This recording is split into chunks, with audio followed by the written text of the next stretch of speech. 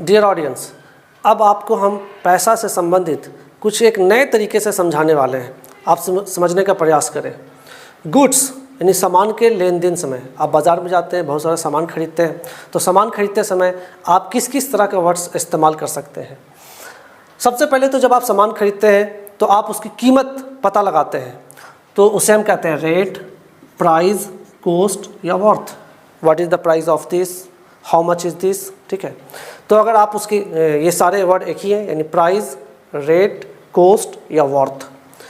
जब आप उसकी कीमत पूछते हैं, वो कीमत जैसा आपने अनुमान लगाया होता है, अगर उससे सस्ता है तो आप कहते हैं चीप, और अगर वो महंगा है तो आप कहते हैं कॉस्टली, और अगर वो उचित है यानी न ज़्यादा महंगा है न ज़्यादा सस्ता है, बस इतना है जो आपके लिए रीज़नेबल है, उचित है।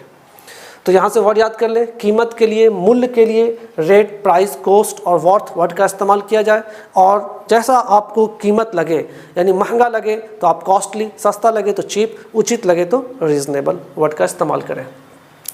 अगर उस वस्तु की कीमत है ही नहीं तो आप उसके लिए वर्ड इस्तेमाल करें वर्थलेस, वर्थलेस यानी उसकी कोई कीमत नहीं है।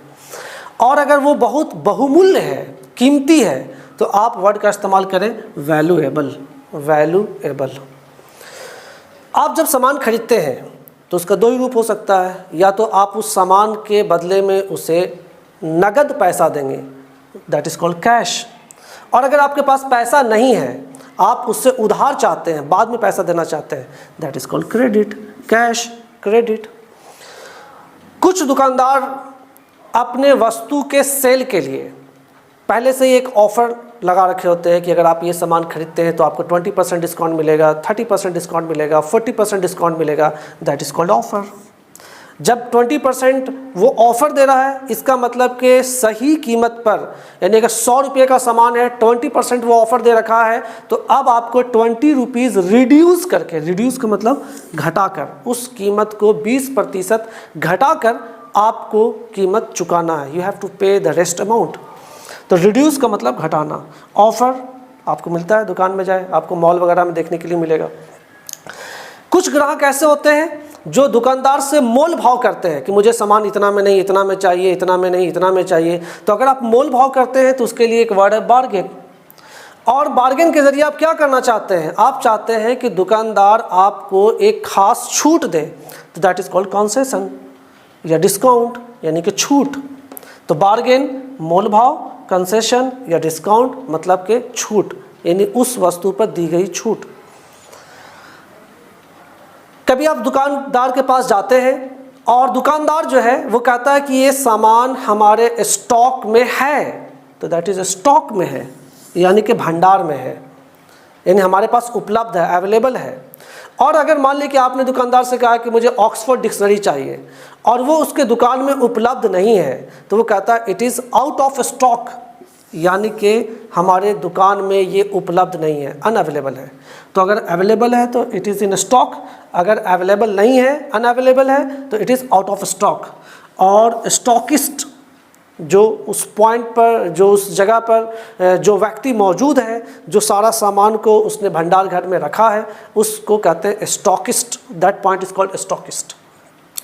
जब आप सामान खरीदते हैं तो सामान खरीदते समय आपको एक पर्ची मिलता है, दैट इज कॉल्ड बिल या रिसिप्ट, बिल या रिसिप्ट।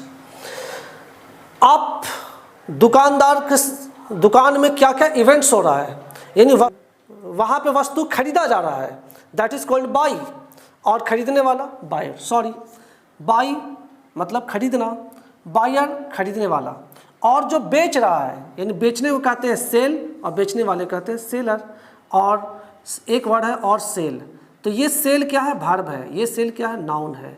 यानी सेल का मतलब बेचना और ये सेल का मतलब होता है बिक्री, यानी सुबह से लेकर शाम तक कितनी बिक्री हुई, यानी कितना सेल हुआ।